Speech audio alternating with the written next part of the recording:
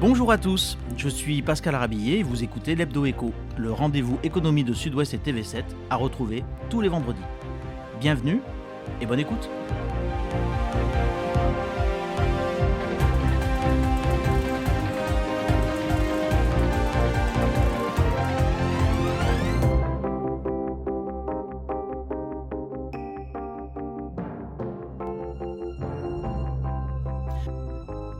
L'économie vous intéresse, bienvenue à l'Hebdo Éco.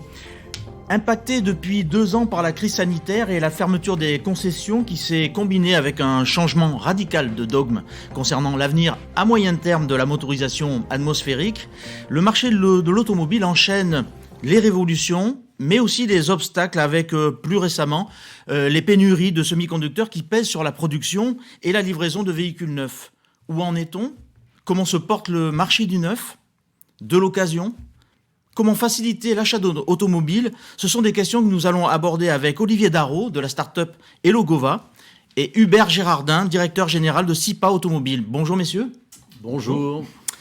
Hubert Gérardin, je vais commencer avec vous, si vous le voulez bien. Est-ce que vous pouvez nous présenter en quelques mots, en quelques chiffres, le groupe SIPA ? De quoi parle-t-on ? On parle d'une trentaine de concessions automobiles qui représentent 16 marques, installées principalement sur le grand triangle sud-ouest, Bordeaux, Toulouse, Pau. Le grand sud-ouest, quoi. Le grand sud-ouest, tout à fait.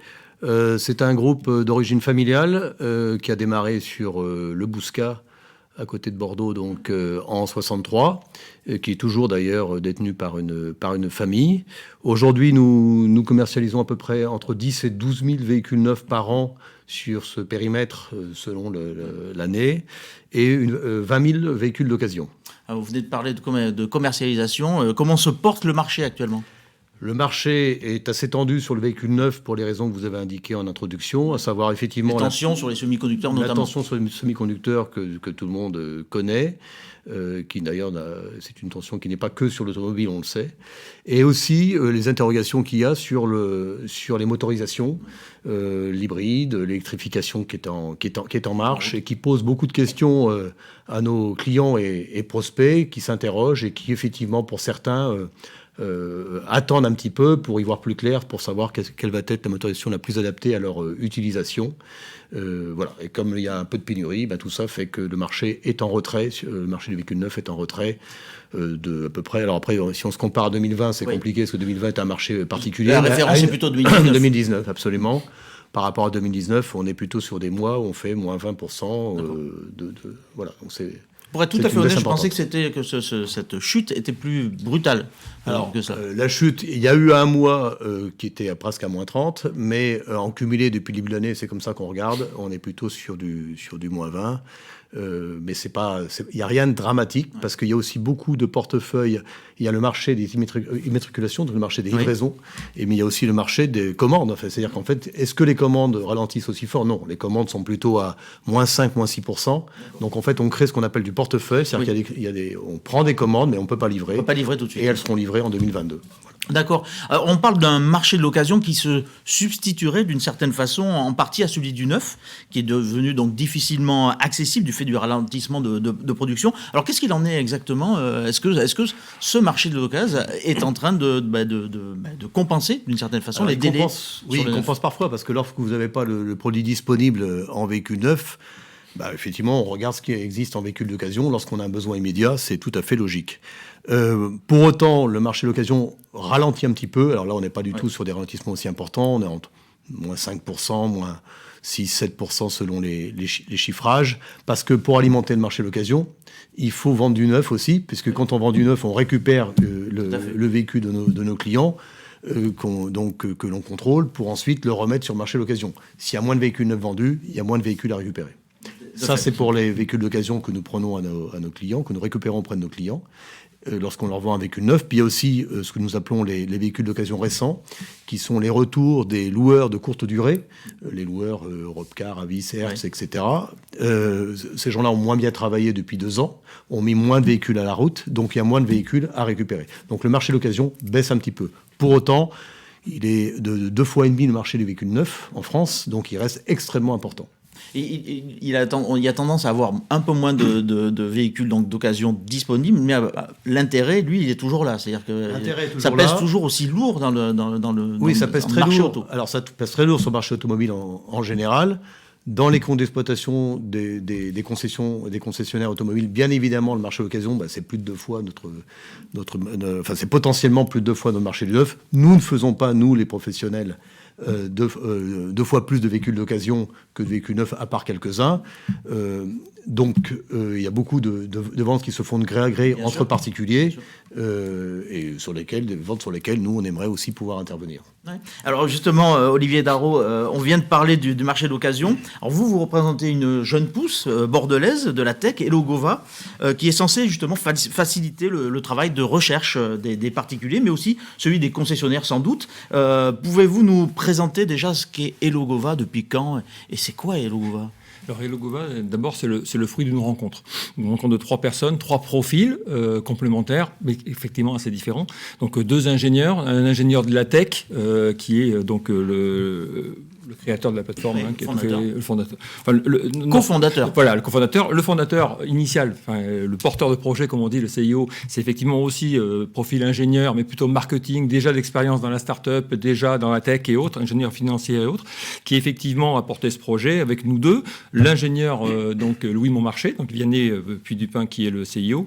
Louis Montmarché a créé la plateforme de A à Z, donc la partie toute informatique, les fameux écrans noirs, comme on dit. Et effectivement, moi, j'ai amené ma pierre à l'édifice sur la partie distribution automobile, puisque je suis un pur produit de la distribution automobile. Vous, Olivier Darro, jusque-là, vous n'avez pas d'expérience dans la tech ? Non. D'accord. Beaucoup de curiosité. Oui.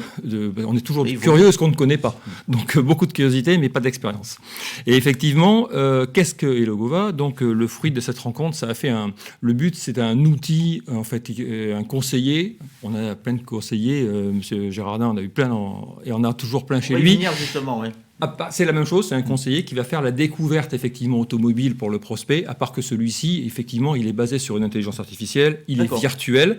Par contre, il est indépendant. Ce que je veux dire, c'est que lui, il va s'intéresser essentiellement aux besoins. En fait, la différence complètement, c'est que vous venez pas, comme vous ne repoussez pas la porte d'une concession, d'une marque, par exemple, que représente M. Gérardin ici, une de ces marques, par exemple, je sais pas, je vais citer par exemple Fiat, par exemple, ou Alfa Romeo, la personne qui rentre chez lui, elle pousse la porte, elle vient chercher une Alfa Romeo, a priori. Là, l'outil Elogova, c'est un conseiller indépendant, virtuel. Virtuel, donc une intelligence artificielle. Une intelligence artificielle, exactement, qui va aider le prospect à définir si effectivement il veut une Alfa Romeo, parce que peut-être qu'il veut une Alfa Romeo sans savoir. On me pose des questions, je suppose qu'en fait, je cherche une automobile pour que l'intelligence artificielle sache et me fasse des propositions qui correspondent à ce que je cherche. Il faut quand même que je renseigne quelques questions. Alors exactement, c'est basé sous la forme de chatbot qui aujourd'hui nous connaissons tous. Ouais. On va vous poser des questions de façon très, je dirais, simple, mais vraiment presque simpliste, qui vont être effectivement exclusivement tournées sur votre usage de l'automobile. D'accord. C'est qu'on vous demande qu'est-ce que vous attendez comme solution de mobilité. Vous avez un besoin de mobilité. Qu'est-ce que vous voulez ? Vous voulez rouler quel type de véhicule, mais surtout pour quel usage ? Vous n'êtes pas forcé de dire que vous voulez une Alfa Romeo. Vous savez même pas qu'Alfa Romeo existe. Par contre, effectivement, à la fin de votre parcours, qui est somme toute assez simpliste, comme je l'ai dit, mais assez ludique. C'est bon, 5-6 questions Un petit peu plus, mais par contre, c'est pas plus de 5 minutes, quoi. Et au bout de 5 minutes, effectivement, on va vous dire, moi, je vous verrais bien rouler avec telle ou telle voiture. Si on vous dit, effectivement, je vous verrai bien, votre usage correspond, citadin et autres, à une Fiat 500 électrique, on va vous montrer une Fiat 500 électrique, et vous dites, oui, c'est super, effectivement, ça correspond à mon budget, ça correspond à tout. Et effectivement, à la fin, on va vous dire, cette 500 électrique, ça tombe bien, elle est chez Autoport, chez mon ami Hubert Gérardin. C'est ça, en fait, l'idée. Donc, c'est une interface. Elle me fait des suggestions, en fait. Elle fait des suggestions aux consommateurs, enfin à celui qui cherche ou celle qui recherche une automobile, et elle cible en fonction de ce dont elle a vraiment besoin. Si elle a un besoin de reconnaissance, par exemple, on va cibler plutôt des voitures, des voitures de standing, je dirais. Et voilà, sans forcément avoir besoin de citer le nom, la motorisation, la finition. Aujourd'hui, force est de constater que je connais bien ce métier-là. Comme j'étais un pur produit de la distribution automobile. Aujourd'hui, on se rend compte que le prospect, quand il rentre dans une concession, si je dois un peu stigmatiser, il y a deux profils. Il y a celui qui connaît mieux le produit automobile qu'il vient chercher que le propre conseiller commercial qui va devoir lui vendre, il a passé des heures et des nuits sur Internet. Il y a une publicité d'ailleurs sur les véhicules automobiles électriques qui parle de ça, et c'est exactement ça. Donc il y a celui qui la connaît par cœur, qui sait mieux que le vendeur ce qu'il veut, et il y a celui peu plus béotien, qui ne sait pas. Par contre, il a un usage. Il sait que pour répondre il a besoin d'aller au travail tous les jours, il a besoin le week-end d'aller à tel endroit. Et cet usage-là, il ne sait pas forcément comment ça s'appelle. On est là pour faire ce boulot-là et pour ramener au professionnel un gain de temps, puisqu'on lui amène, comme on dit dans ce jargon, un lead qualifié avec une information. Donc l'IA dirige forcément sur des commerçants, des professionnels de l'automobile.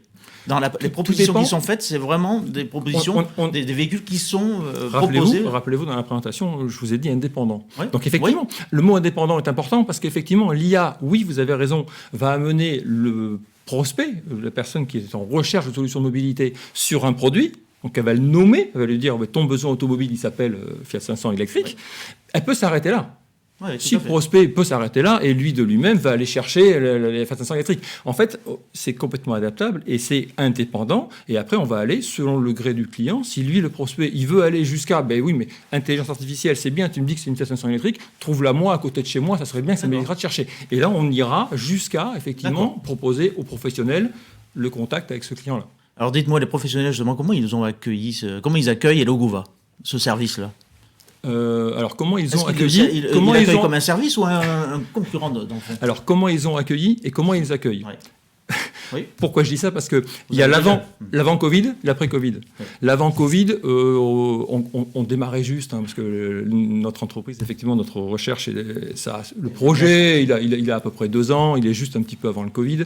Et là, quand on a commencé à sonder le marché, aller voir si effectivement c'était pertinent, si on avait une idée pertinente sur le sujet, quand on allait voir les professionnels, qu'effectivement je connaissais un petit peu, on était un peu vu comme un apporteur de leads de plus, comme oui. Et l'automobile avait encore un petit peu de mal à se réinventer. Là, changement de paradigme complet, effectivement. Et là, plus de certitude. Les voyants sont passés du vert au orange au rouge. Et il faut trouver de nouvelles solutions. Bon, forcément, aujourd'hui, on n'est pas accueilli du tout de la même façon. Je dirais même qu'aujourd'hui, il y a plus d'attention. Ouais, puis on vient même nous chercher. On a entendu parler de vous proposez quoi, vous faites quoi. Avant, il fallait un peu pousser les portes, quoi. Hubert Gérardin, cette solution-là, elle intéresse SIPA? Elle intéresse SIPA, tout à fait, bien sûr.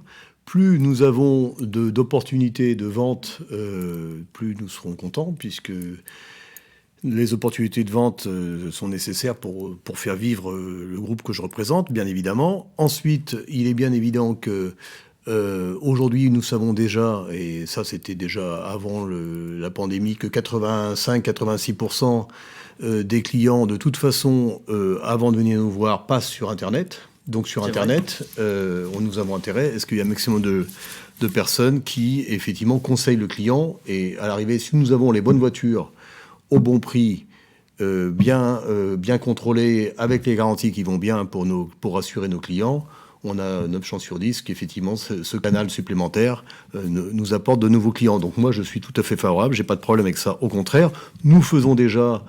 sur nos propres sites internet, nous faisons déjà ce type de travail aussi, mais notre site internet est un des nombreux sites.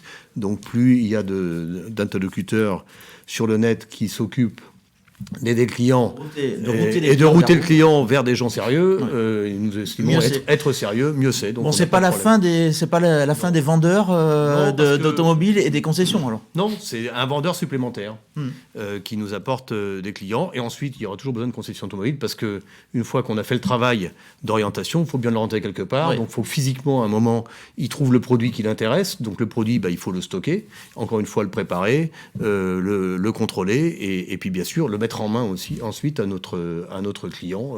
Donc non, il n'y a pas de fin de concession. Olivier Darro, en quoi Elogova est meilleur que Le Bon Coin? On n'a pas vocation à être meilleur, on est totalement différent.